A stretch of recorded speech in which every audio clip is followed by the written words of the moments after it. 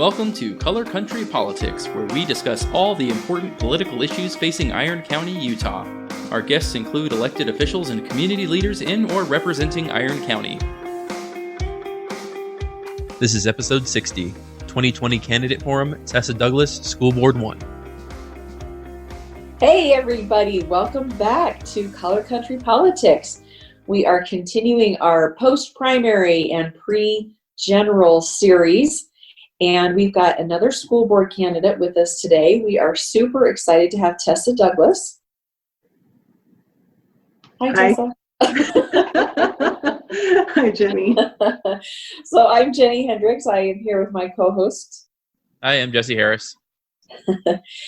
And we are just going to dive right in and give Tessa some time to talk to you about what she is doing, thinking of running for school board.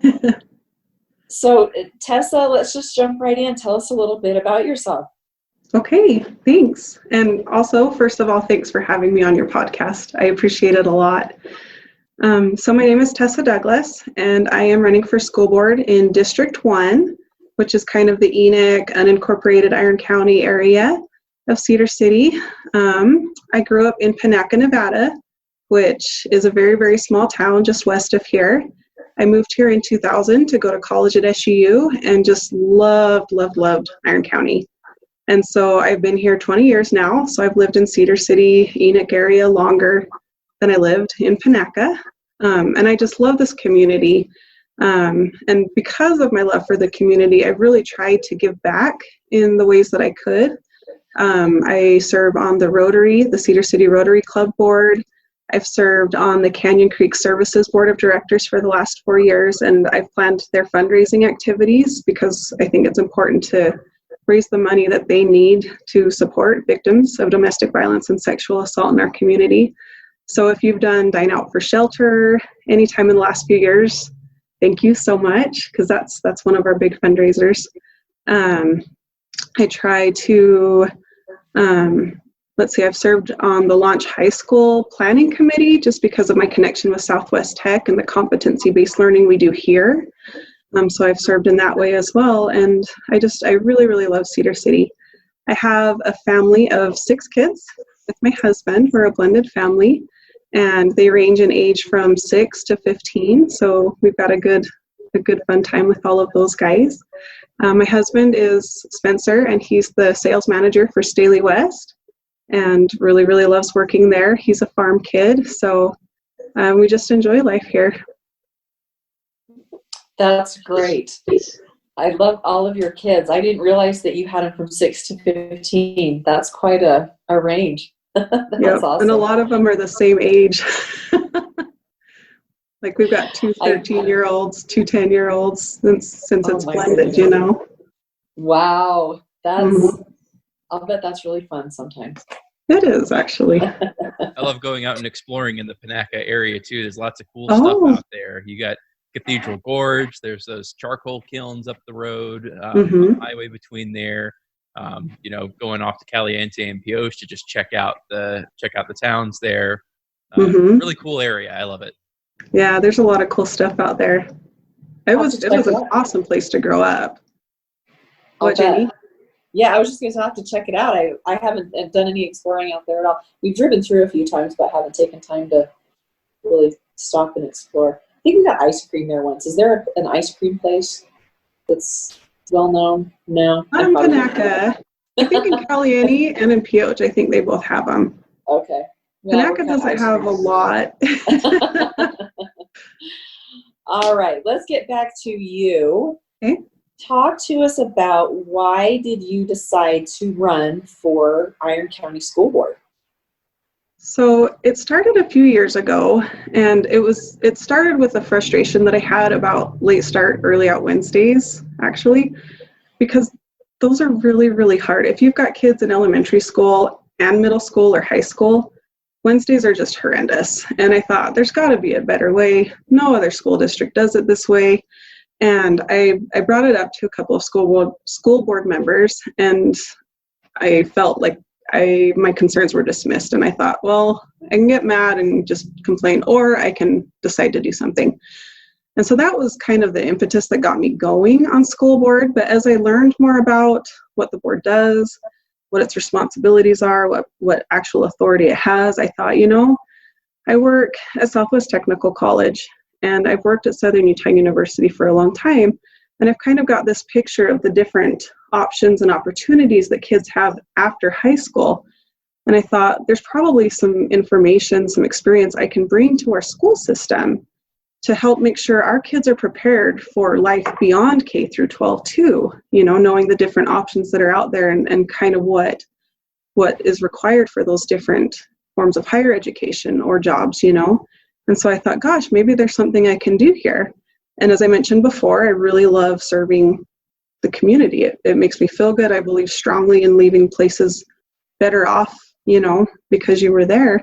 And so that was kind of the impetus for it. It started out as a frustration, but it became something more about, I think I could actually, do some things to help. As I've researched the issues personally here, as I thought more about running, I found out that we have the second highest intergenerational poverty rate in the state of Utah. So Iron County is the second poorest state in the state of Utah. And I also found out that we spend the least amount on students, and that we pay our teachers, I think, the lowest amount in the state.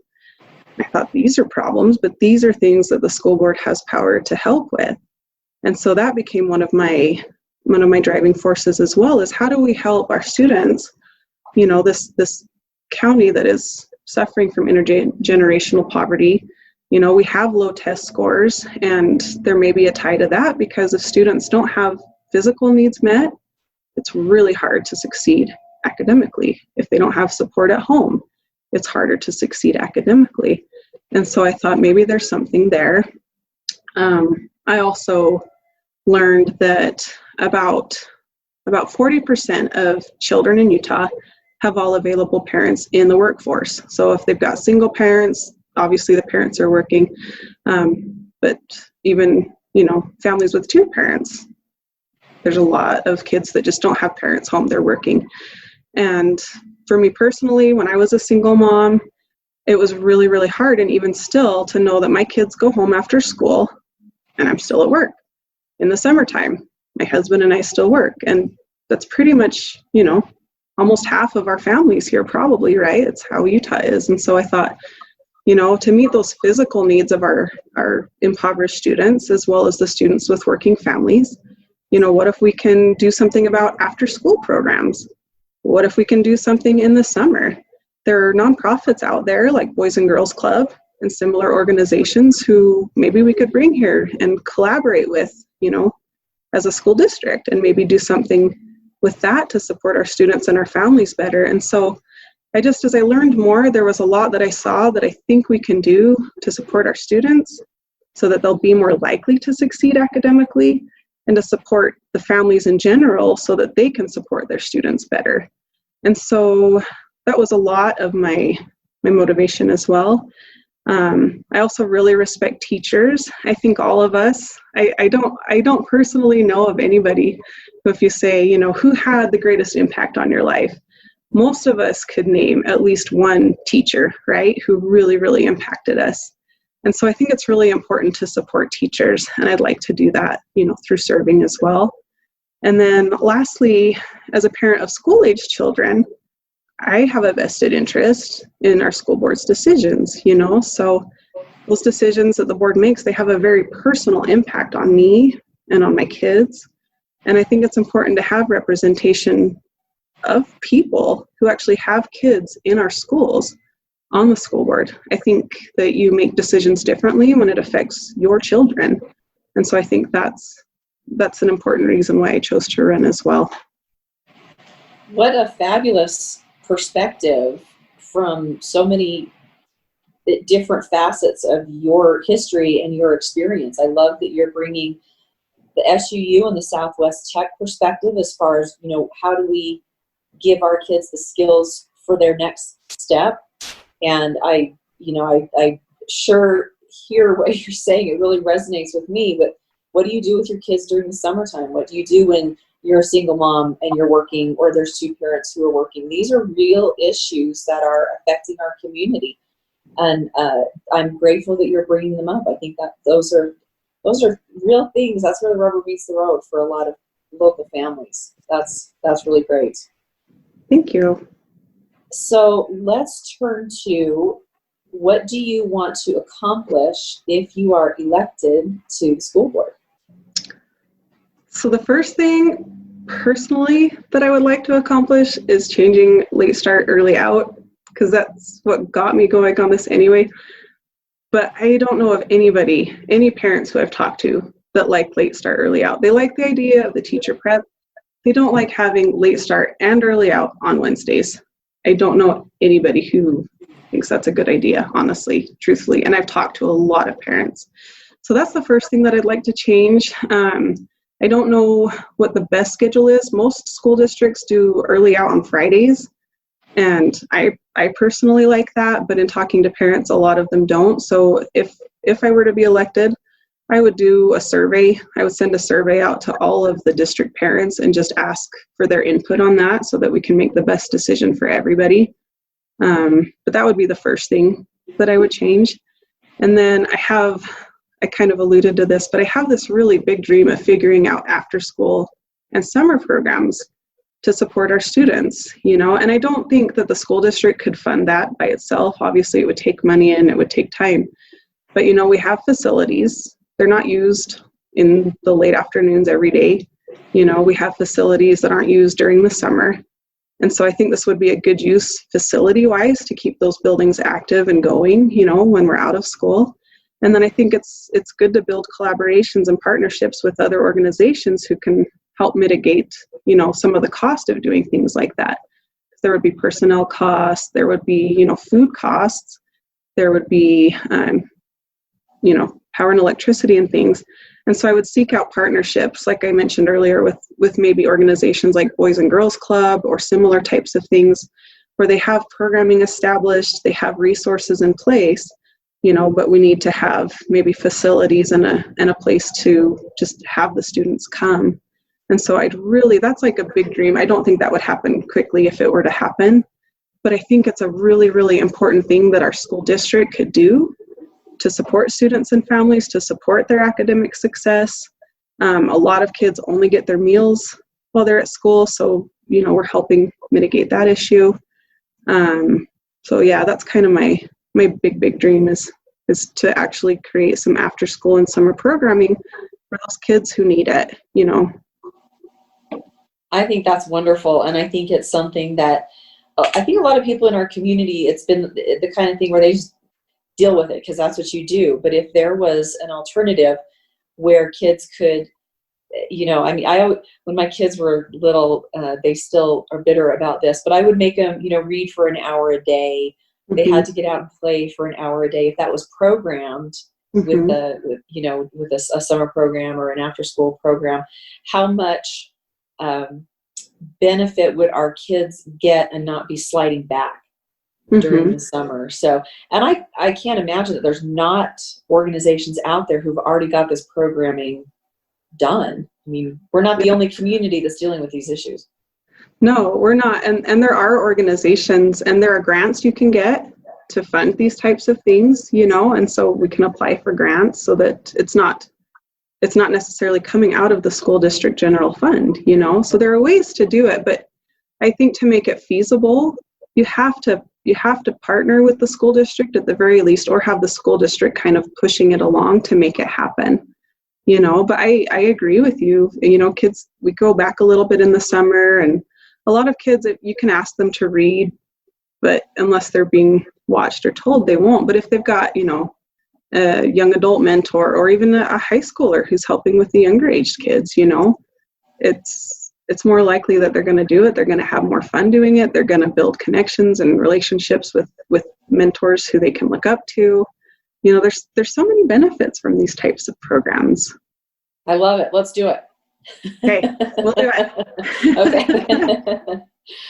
All right, let's pivot just a little bit and let's talk about, what do you think the school board does well? Okay. So the school board, I was really, really impressed with our school district's response to the COVID-19 closures. And those were hard on everybody. Those were hard on students, on parents, on the teachers, on employers, on everybody.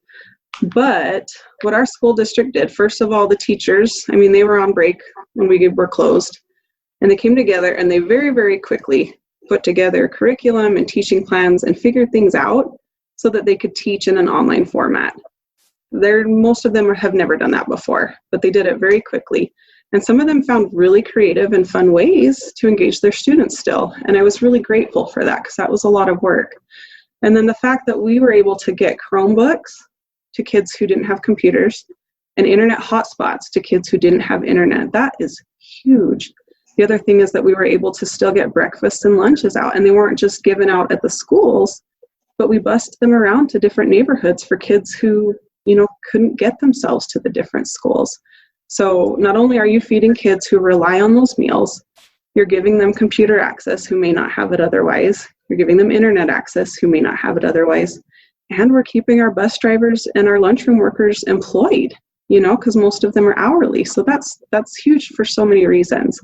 And I've got family members and friends, and I've got classmates. I'm in a doctoral program. I've got classmates in other states. And so many of them were just lamenting that they have students who don't have internet access at home and no way to get it. Or they have one computer for their whole family, and, the kids are all trying to share, and it takes all day, for them to get anything done. And I think it's really easy to see the negatives and the hardships that we've gone through in our district with schooling, because it hasn't been perfect. It's been hard, right? But I think it's really important to be grateful also for the things that we've done right. And compared to a lot of other places, I think we've done a lot of things right with those closures, so I'm really grateful, frankly, for the good job that they did and that they did very quickly.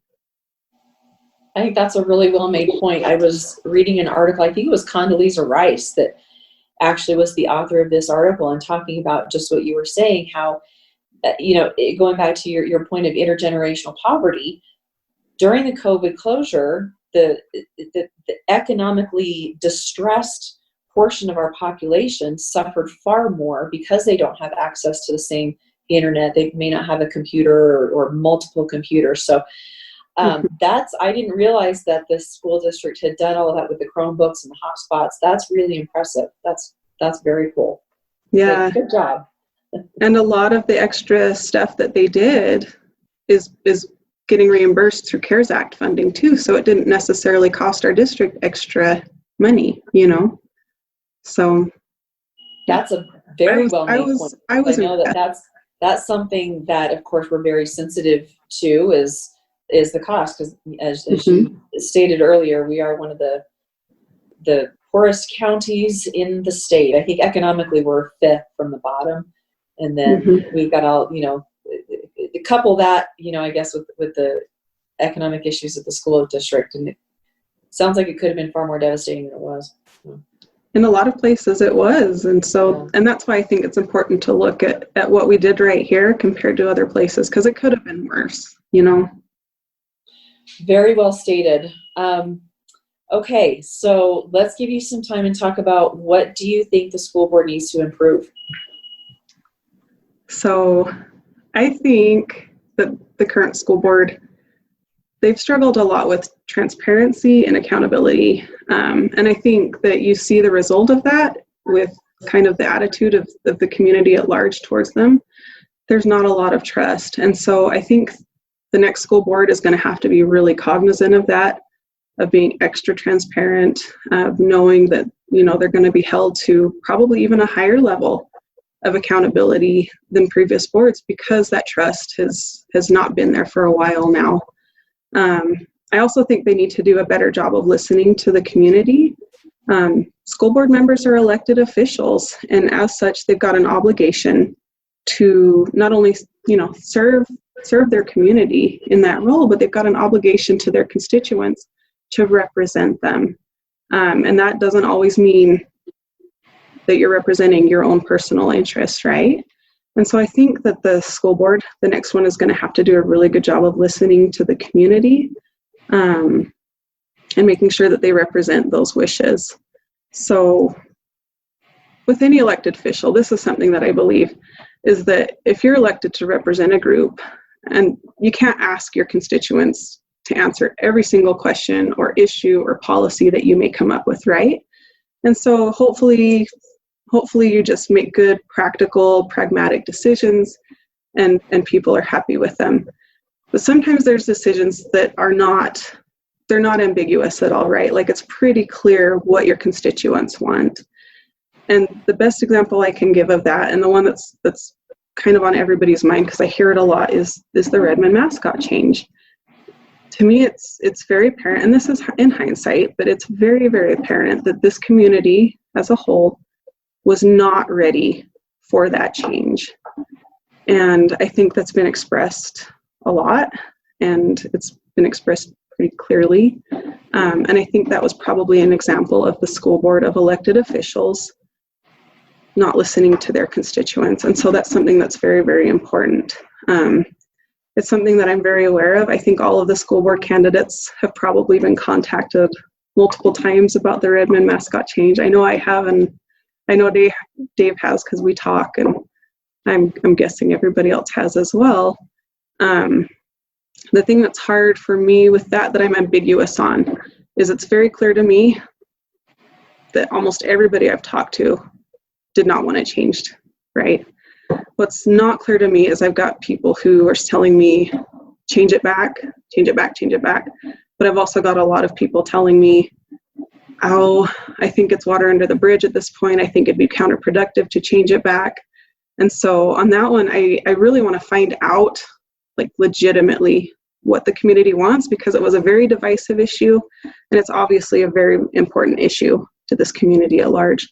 And so I'm thinking if I'm elected, what I'd like to end up doing is either a truly randomized poll of voters, because that should give a legitimate, honest feedback about what the community wants. And I'm not even opposed to making it a ballot issue, honestly, because, again, it's been so divisive and it's been such a strong issue in this community. I think that we owe it to the constituents to find out what the community as a whole wants, and then go with that. Whether or not we agree with it or not, I think it's important that we find out.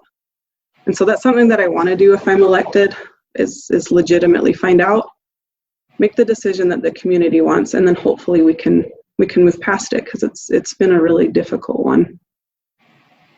Sorry, I appreciate your willingness to kind of take that head on and actually talk about it in those terms, because it really is the elephant in the room. It has been so terribly divisive to this community.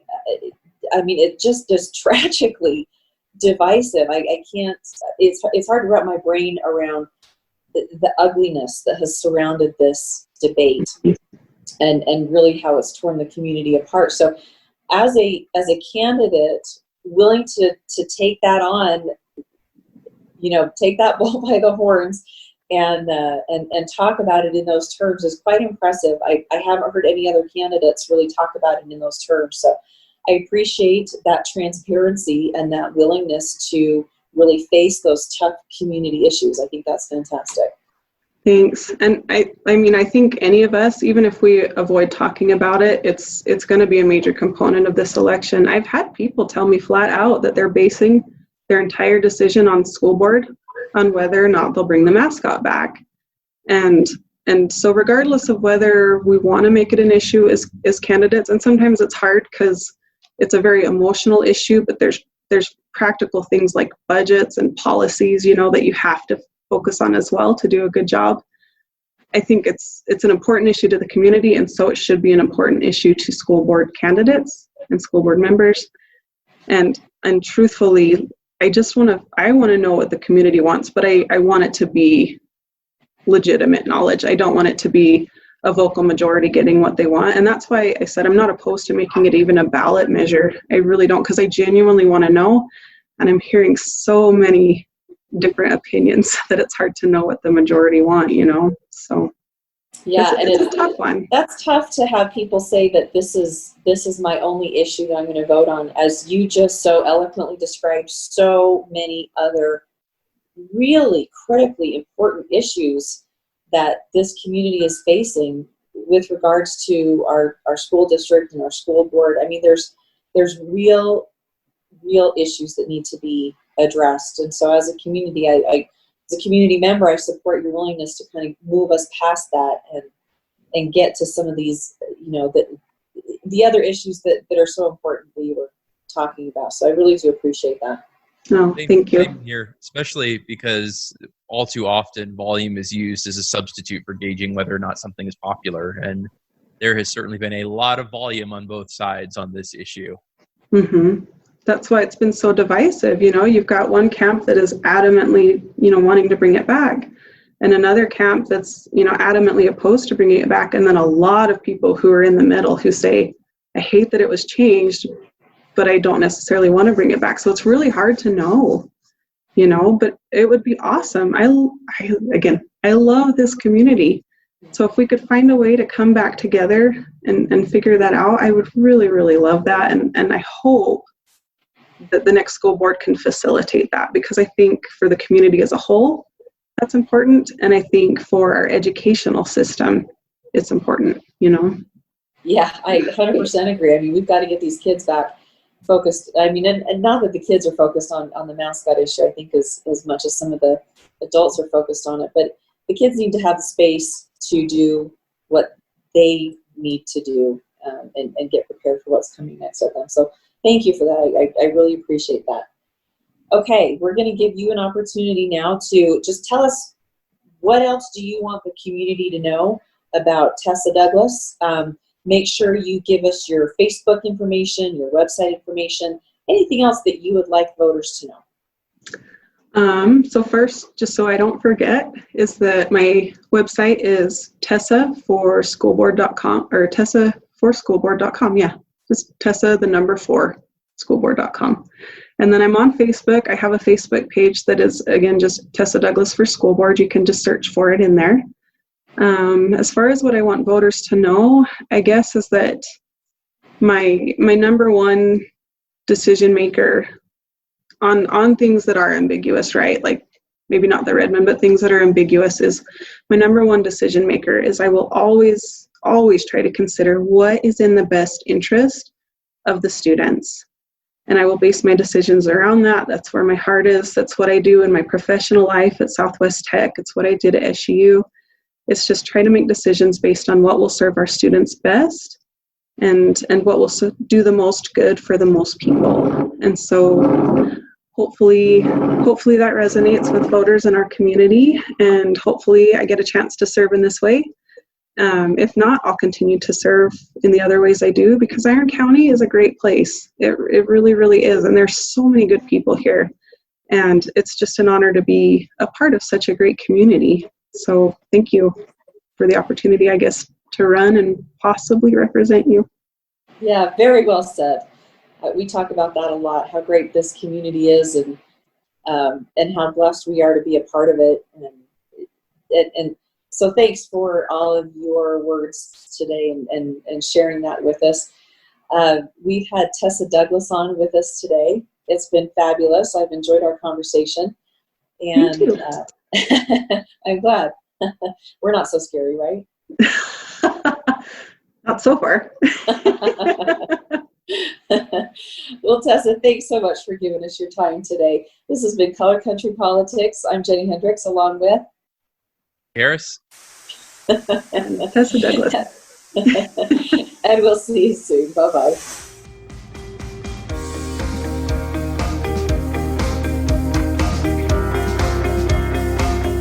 You've been listening to Color Country Politics, a production in cooperation with Utah Politico Hub and graciously sponsored by Century 21 Prestige Realty at 121 North Main Street, Cedar City. Special thanks to Amoeba Crew for use of their song Background Indie Rock, licensed under Creative Commons. Subscribe to our podcast on iTunes, Google Play, or wherever fine podcasts are found. Also, check out our YouTube channel where we post video of our interviews. And don't forget to follow us on Twitter, Facebook, and our website at www.colorcountrypolitics.com.